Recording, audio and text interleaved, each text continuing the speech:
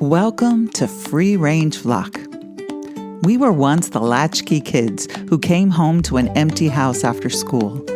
We were feral, resilient, cynical, and innovative. Older than Google. Our teenage faces were never posted on social media. The internet was just an idea in our youth. Now we are older, wiser, and thriving. Our independent ways will continue to serve us. We plan to keep defying the odds, and we will carve our own path with grace, with humor, with joy, our way. We've been through some stuff. We will continue to keep pushing, and we are not going anywhere. The former latchkey kids are now the free range flock.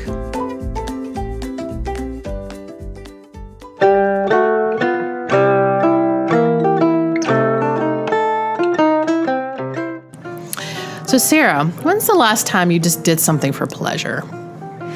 That's such a great question because I'm not very good at that. I know. That's what we're talking about today. I know, but I think the last time I did something for just pleasure's sake was going on vacation with you and your son Jules. Oh, yay. That was like my answer too. Yeah, just finding time just to kind of like the whole week. We just pleasure. It was literally just having fun. So, yeah. And I think one of the things that I felt was really powerful about this particular vacation was because we didn't overplan it. Like the previous vacation we did was Disney. And so you kind of have to, overplan your vacation. Whereas this one we were just going to Tennessee for a week and we had a house and we knew we wanted to do a couple of things, but we didn't overplan any of it. It was great because we were very relaxed about it and we had a great time.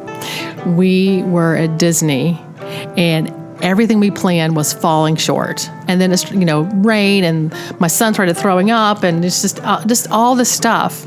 And I remember us being in the Magic Kingdom and we're standing in front of the castle and we're just, all this shit sorry to cuss, all this stuff kept happening.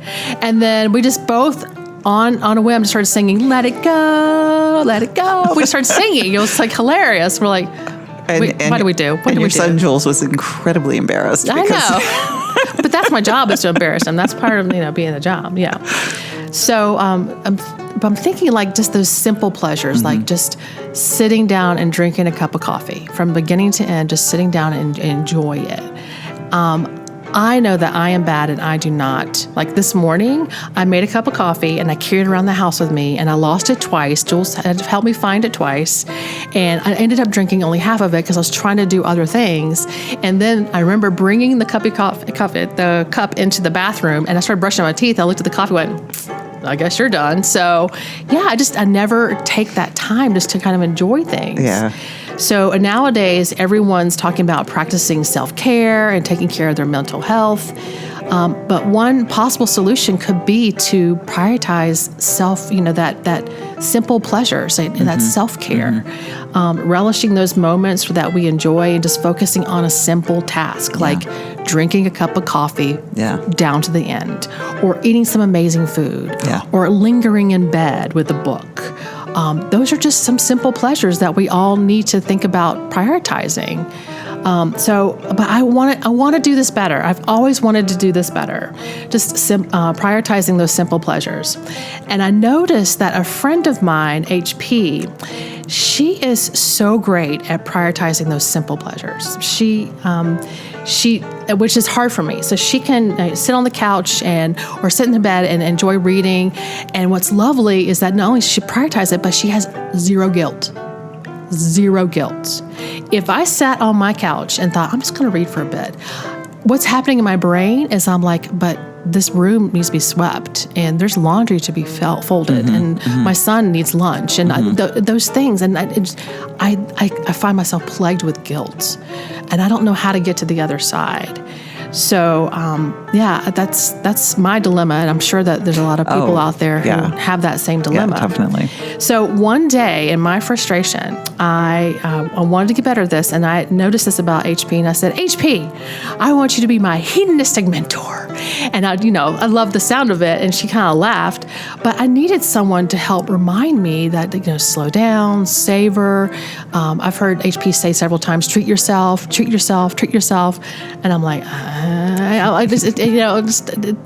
prioritizing that is so hard. Yeah. So that is why I wanted her to come in and talk to us about it during an episode, to think about the importance of enjoying life's moments, and maybe even this conversation can help get me back on track. What do you think? I think that we need to get you back on track, girl. Sounds good. Yeah, definitely.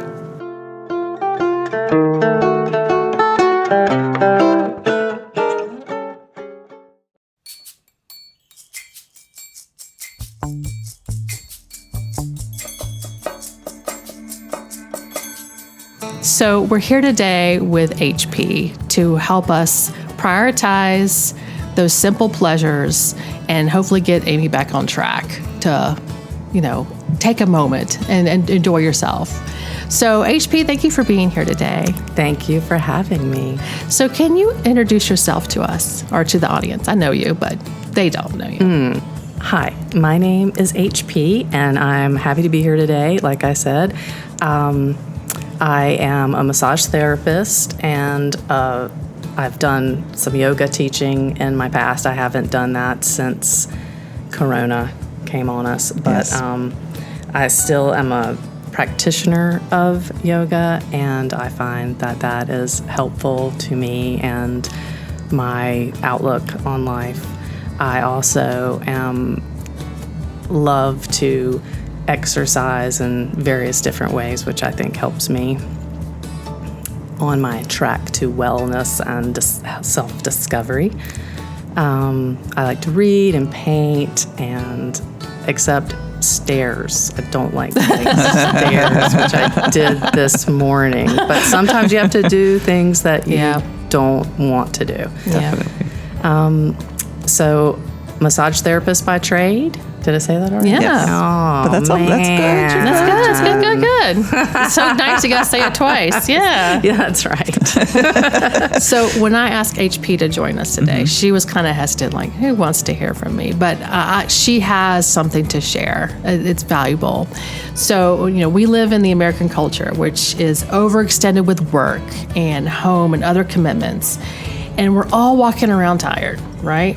I myself is very guilty of this. And my online calendar, oh my gosh, you saw my online calendar. I literally have myself triple booked sometimes because I'm like, well, I'm in this meeting, I'm going to work on this project. I literally have that going on. I always have a to-do list. I have, sometimes I'll make a to-do list of all the to-do lists I have to make. So making time for just a moment of self-care makes me feel guilty. I'll confess, it makes me feel guilty. And ever since I've known you, HP, you have never expressed a moment of guilt about finding moments for yourself. Do you agree with that? Yes. Okay, that's great. So how did you learn this lesson? Where did you learn this? Can I go to school there? Well, I'm unsure. I've been thinking about it since you asked me to be on the show, and I'm unsure where I learned it, but I've never met anybody I like better than me. And so I want to take care of me, because if I don't, nobody else will. Okay. So I think that in today's society, people have forgotten that they're supposed to have fun and they're supposed to feel good. So I hear people all the time, I'm falling apart, I've turned 40, I'm falling apart, I've turned 50, I'm falling apart. Well, you don't have to. You can take care of yourself. You can make time to do these stretches that I've told you to do. Did you do your stretches? No. Well, that's why your arm doesn't feel better.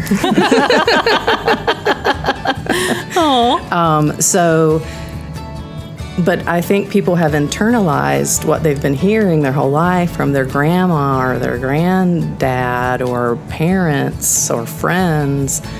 My knee hurts, but I'm falling apart because I'm 48. So I'm supposed to. Right. And so I feel that we need to just step back and think about our bodies and our relationships with time, because people also, time is something that you can't get back. Right. Yeah. And I also have lists, but I put, we'll paint the stairs, and then I put on my list, go to the Musep concert on Sunday night, Right. and different things to break up the things I have to do with things that I want to do. Right. Yeah. Right. That's important. Were your parents good at this?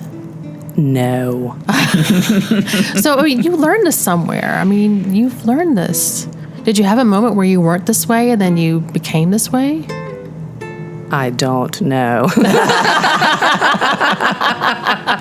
that's an honest answer. I can't say that there was an epiphany, or I just want to have as much fun as I can at all times, and that's just how it goes. No, I think that's wonderful, because I mean, think about how many times have you met a human being in your life who they never say, "I wish I had done more work." Yeah. They always Yeah. they always say they want to do more fun things or spend more time with family or whatever. Right.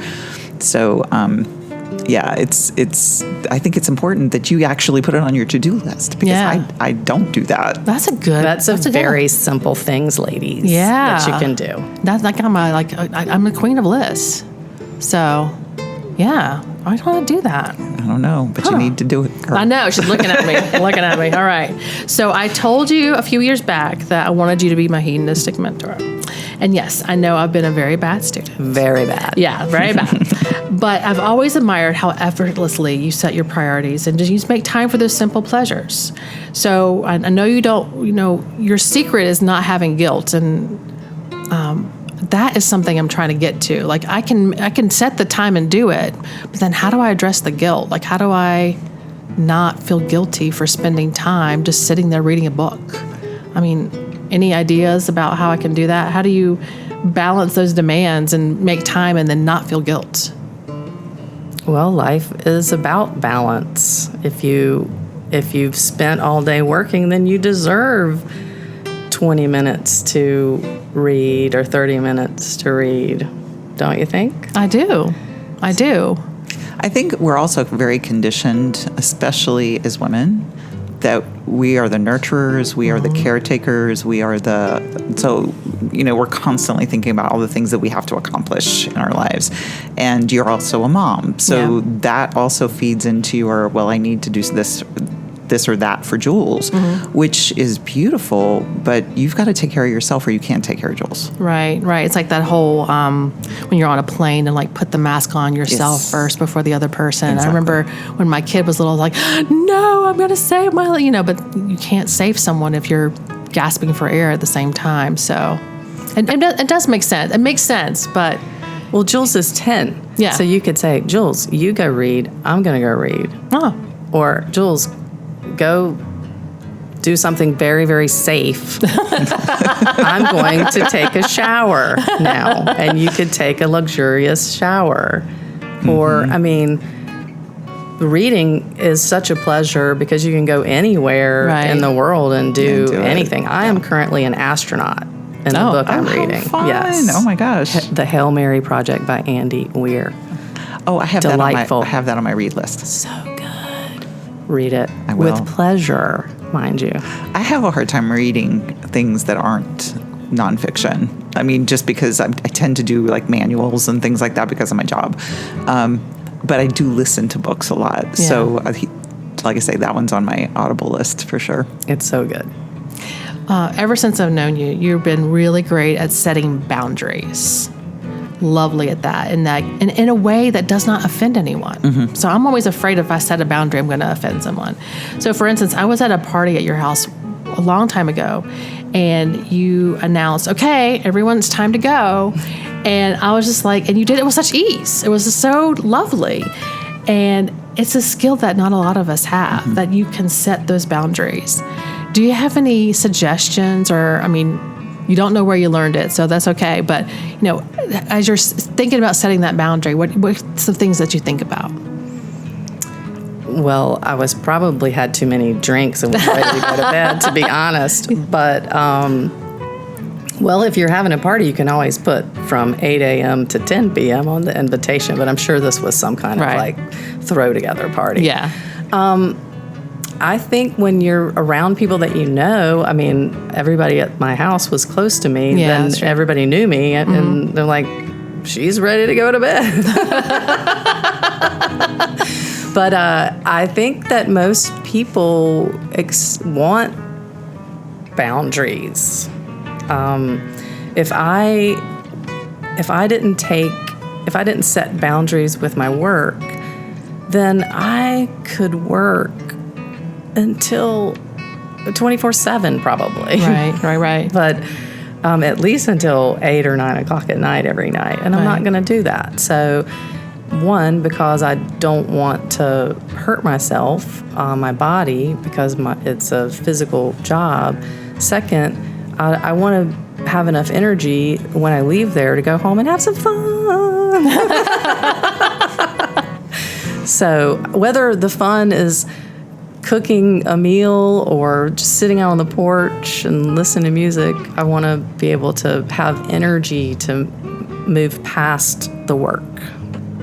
So speaking of sleep, because I think you were like, I got to go to bed. You're all leaving. And that was, your line. So I love sleep, but you have always would prioritize sleep so well. Like, and you'll ask us like, how much are you sleeping? How much are you sleeping? Which I think is a lovely question to ask. We all need like 7 to 8 hours of quality sleep. So what is your sleep ritual like? Because you're so like, my sleep is important. Let me protect it. So do you have like a set ritual to help you protect that sleep and get ready for sleep? And how do you make sleep such a priority? Well, because I want to have the energy to do the things that I want to do. But I've always been a sleeper. I call it. My family name, Fields blood. We all like to sleep. So that's something that came to me via my genes, probably. But I do like a nap. And if I nap, I go all the way down into the bed. I don't mess around with any sofa naps. I'm serious. But as I've aged, I don't rest as deeply and soundly at some nights, but I will I typically read before I go to sleep, and then but I'm always preparing for sleep, if that makes sense. Like if I didn't sleep well the night before, I try not to stress out about the fact that even if I wake up in the night, I'm like, okay, this is cool. We'll just read for a little while and then you go back to sleep. But I want to not have anxieties about sleeping and getting my 8 to 9 hours in. My sweet spot's 9. Nice. That sounds decadent. But I don't always get that. And but I want to, and so I try to do the same time bed every night and getting up around the same time, and I find that most of the time I don't have to use an alarm. Oh wow. I can just wake up naturally. Okay. Wow. Well, they say that means that you're getting enough sleep. Yeah. If you can wake up in the morning, and not need an alarm to get you there, you're doing good. That doesn't mean I get out of bed. No. I just wake up. There you go. That's an important point. Then I like to read. Yeah. I think that's beautiful, though, because, again, it's that gentle in and gentle out. I mean, you're not, abruptly jumping out of bed, and I can't do that. So there is, while you were speaking, I was remembering something that I did, but you like to remind me that I did because it was hysterical. So before my son was born, I was in this fitness craze and I was working out, y'all remember, 3 or 4 hours a day to the point of exhaustion. I was working out too much just because I was dealing with a lot of emotions of, my miscarriages and stuff. So I was trying to unpack that and like take revenge on my body. And so there was a night that I made myself dinner. I sat down to eat it, and I fell asleep while eating dinner. And I woke up, and my hand was in my plate. Oh. And HP likes to bring that up there, which, I mean, it was a sign that I was doing too much and not prioritizing sleep. But it does catch up with you. It does catch up if you don't get that sleep. It's so important. One of the lessons I've heard you say to me is that sometimes I just need to treat myself. I've heard the treat myself is the words that come out of your mouth. I'm quoting you now. And so you find small ways to kind of pamper yourself, like to treat yourself. So what do you consider treats for yourself? Like, what are things that you do? So today, after this, I'm going to treat myself to some lunch. There you go. Well, I treat myself by receiving massage, going to yoga, going to the pool, whether I'm doing fitness or just floating around.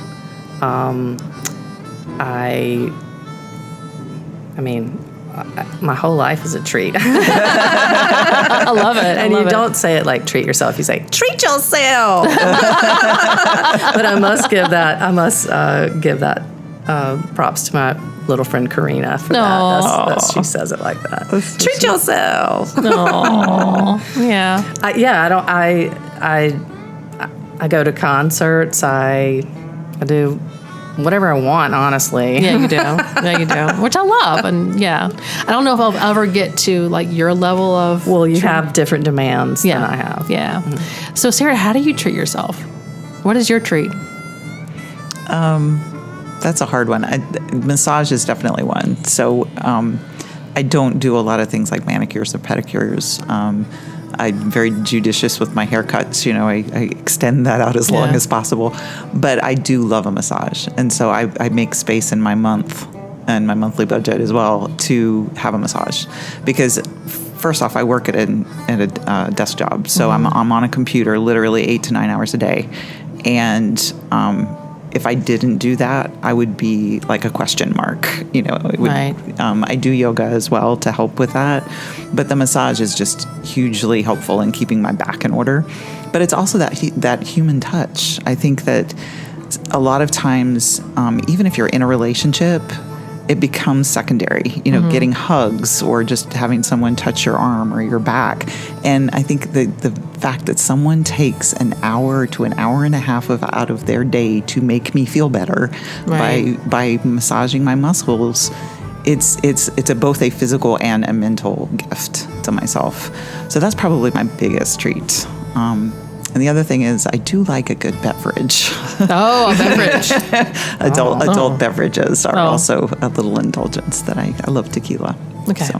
Well, but you also play with your dogs. Oh, yes. That's a treat. Oh, yes. I mean, there's lots of like little daily things like my dogs. My dogs bring me so much pleasure. Treat yourself. Yeah. Treat yourself. True.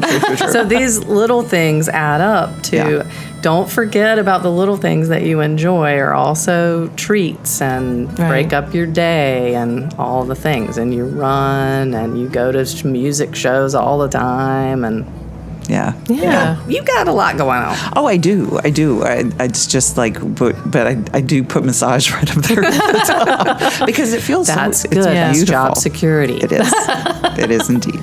I also like massages. I don't get them as often as you because I'm a single mom, so I don't have a lot of, income coming, extra income. But you're on the book. I'm on the book. I'm just going to massage me in a couple of weeks. So I'm excited. Nice. So I'm so excited. But I do leave there changed, and I feel really good. It's huge. Because not only is she massaging, but we're chatting, and it's like a release. So it's nice. At work, sometimes if I'm getting too much in my head, or like right now it's very stressful at work, I'll write BRB, like I'll be right back on my door, and then I'll go take a quick walk. Like I got to get out of this headspace. I got to clear it out. I just got to and that helps me a lot. So walking is kind of like my daily pleasure, like treat yourself. Like, let me go treat myself. Sometimes when the dog's dragging me around the neighborhood, that's not a treat. That's exercise for the dog. But like, if I just I'm going to create an errand for myself across campus and go walk, that's just lovely because I can get those voices out of my head and just stretch a little bit and feel good. I do like a good handbag. Girl, my mom. I don't need any handbags, but I'm always buying them. So Sunday we went to, my son and I went to this art walk on State Street. And he didn't want to go, but I had a family member who was showing stuff, so I wanted to go and see it. And we just saw this like consignment kind of thing, like, and I'm like, I'm a fool for a consignment store. Like, I can go in there and spend some money. And I just saw this tote. I love a good tote, a nice like stylish tote. And I was like, I'm going to buy it. So I bought it. I was like, I can't believe I treated myself. So, Treat yourself. Yes. So hopefully if you're out there listening and you're hearing us talk about our, those things, make sure you know what that is. And if you don't know what it is, that means you need to go out and get some. So, but it doesn't have to involve money. It can be just those simple pleasures of, I'm going to linger in bed for 30 minutes and I'm going to read this book, or I'm going to listen to this book. Yes. Those things we need to prioritize, because that's going to help our mental health. That's going to help us enjoy our life. And it's not just this running Google Calendar that you have. It's more than that. It's enjoying yourself. It's just like in meditation when it's the gap between thoughts. Oh, so like if you can gap your schedule so you can for pleasure. I like that. So gap between thoughts. So when you're meditating. It's a space between your thoughts. So you're trying to create that space. Trying to create the space, but you can do that with your schedule. Ah, okay. Just a little bit of a gap between your task, or a space between your task to sit back and do nothing, or just stare out. Daydream. I mean, who daydreams now or looks out the window? Nobody, because they're looking at their phone all the time. Right. So just, blank out. Heart will say, are you having a seizure? No, I'm just staring off. I love it. Oh, that's so important.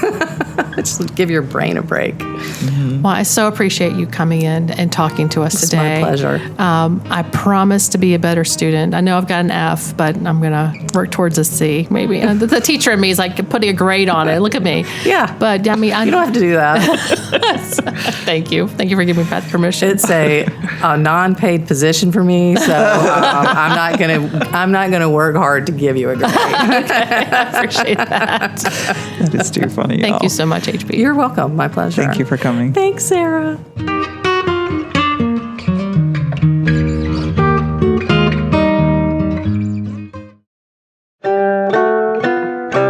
It was so lovely spending some time with HP today. She's just got such good energy, and she's just her ability to prioritize pleasure and set those boundaries is just something I want to emulate. It's just something I'm working towards.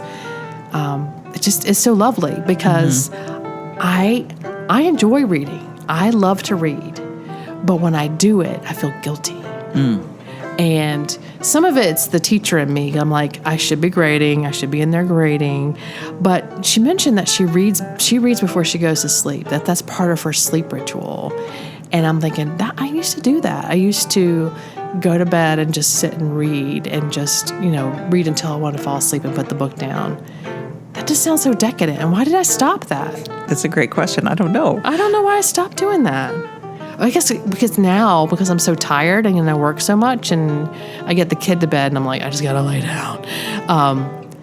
That I just, I'm someone who's like asleep within minutes because I'm so tired, but I need to make it more of a ritual and building that in and falling asleep. I mean, okay, now I'm going to go to bed. I'm not completely sleepy yet. I'm just going to sit here and enjoy and read. But yeah, it's something I got to prioritize, and it's not going to do it until I actually make the choice to do it. Oh, of course, and I'm that way as well. But it is that making space. She was talking about the space for meditation, making the space between the thoughts, putting that space between the your calendar or in your bedtime ritual or whatever, just to have some downtime, Right. to turn your brain off, to allow yourself to relax and enjoy the moment. And those are the things that we have a hard time doing in today's world. Right. Well, one of the things she said, one of the strategies I'm taking away from our talk is a list. So I mentioned that I have to-do lists. And she's like, I have to-do lists too, but I put things on there that I want to do for pleasure. Like, I need to paint the stairs, but I also want to go hear that concert tonight. So, and my to-do lists are always so like, I have to get this done. It's never been like pleasure on there. Why didn't I think about doing that? I'm not sure why. I don't know. I've never done it either. I mean, which I think is a lovely thing to do.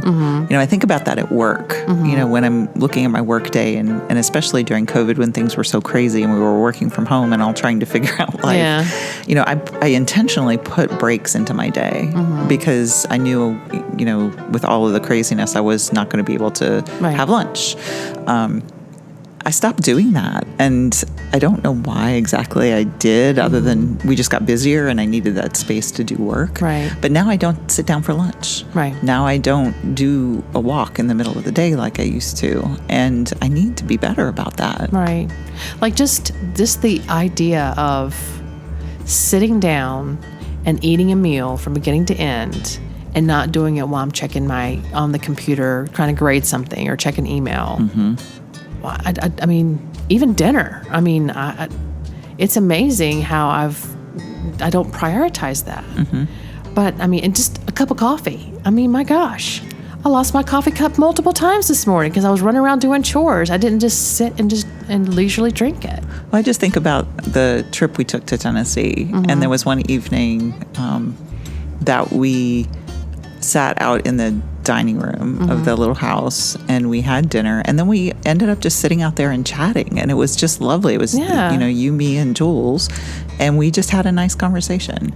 And I know I don't do that most nights. I come home and I'm either eating and working or I'm eating and watching television. I'm not having conversations with the people in my household. So it's like, why am I not doing that? Yeah. I mean, it sounds so simple. It sounds like a simple fix, but we live in a society where it's like go, go, go, and you got to get a ton of stuff done. And we just don't prioritize just enjoying life. My gosh. And the mention of the gap between the thoughts, that really was, and when she said it, I made her say it again, like, what?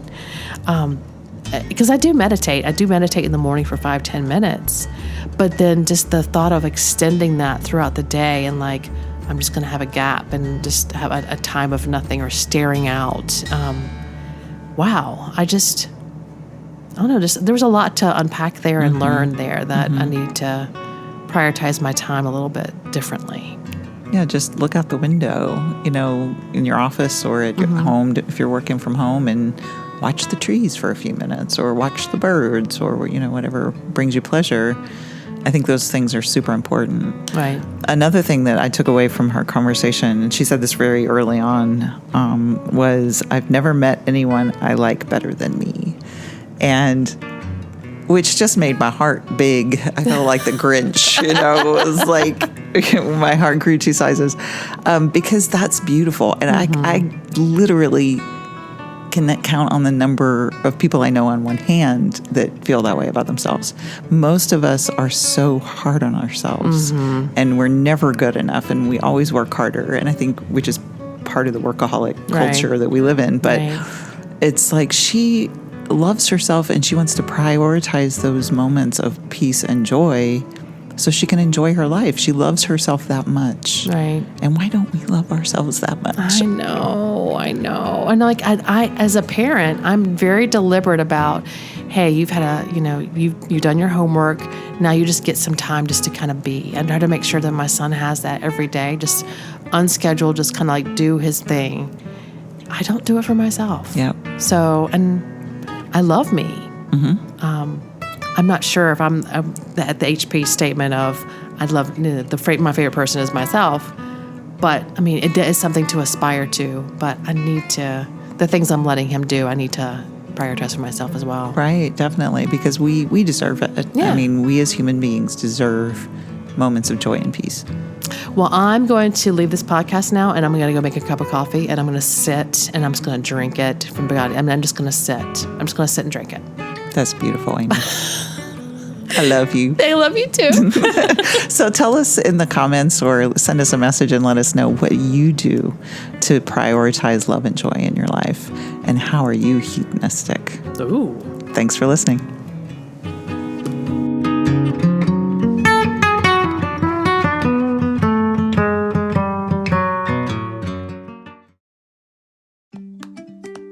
Thank you for joining us for Free Range Flock.